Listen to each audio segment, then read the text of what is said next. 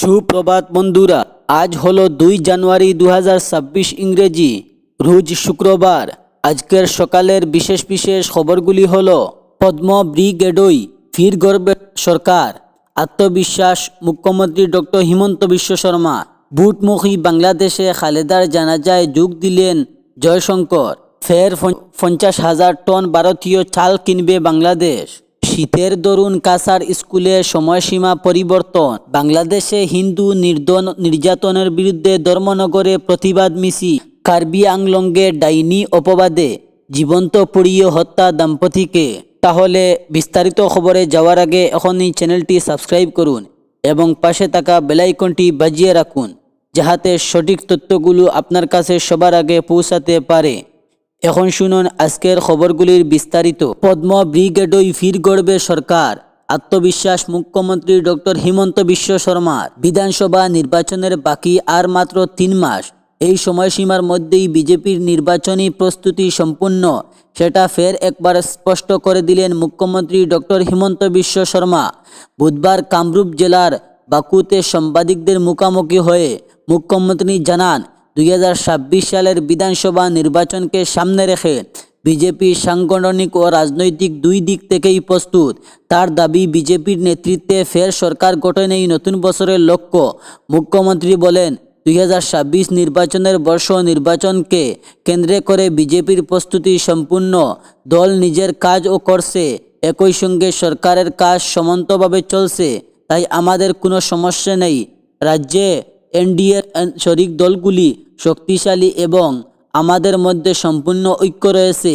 এই মন্তব্যের মধ্যে দিয়ে বিজেপির নেতৃত্বে ফের সরকার গঠনের বিষয়ে নিজের আত্মবিশ্বাস প্রকাশ করেন মুখ্যমন্ত্রী ডক্টর হিমন্ত বিশ্ব শর্মা।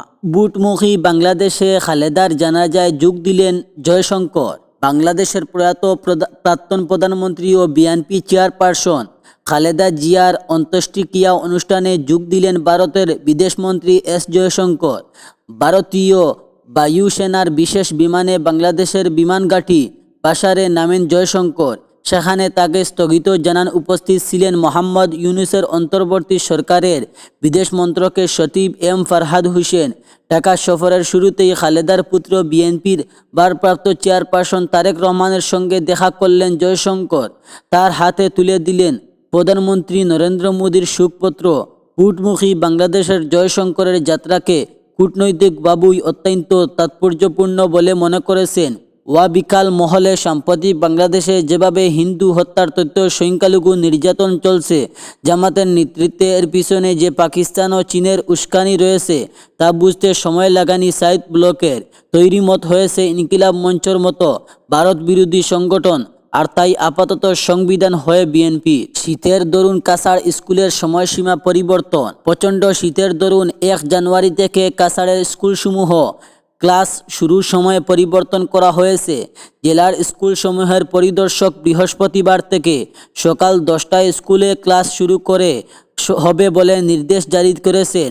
নির্দেশ অনুযায়ী প্রাথমিক স্কুল সকাল 10টা থেকে দুপুর 2টা, উচ্চ প্রাথমিক বিদ্যালয়ে সকাল 10টা থেকে দুপুর 2টা 30 মিনিট এবং মাধ্যমিক ও উচ্চ মাধ্যমিক বিদ্যালয়গুলোতে সকাল 10টা থেকে বিকেল 3টা পর্যন্ত চলবে ক্লাস।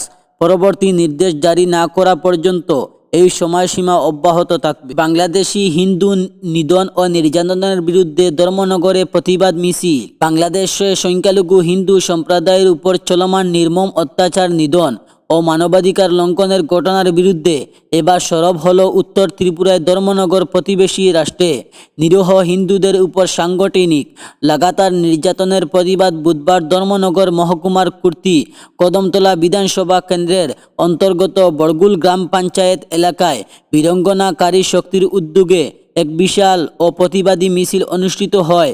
এই মিছিলে অংশগ্রহণ করেন সমাজের সর্বস্তরের অসংখ্য নারী, যারা স্পষ্ট ভাষায় জানিয়ে দেন, সংখ্যালঘুদের উপর অন্যায় ও অত্যাচারের বিরুদ্ধে নীরবতা আর নয়। বুধবার উত্তর ত্রিপুরা জেলার ধর্মনগর মহকুমায় কীর্তি কদমতলা বিধানসভা কেন্দ্রের অন্তর্গত বড়গুল গ্রাম পঞ্চায়েতে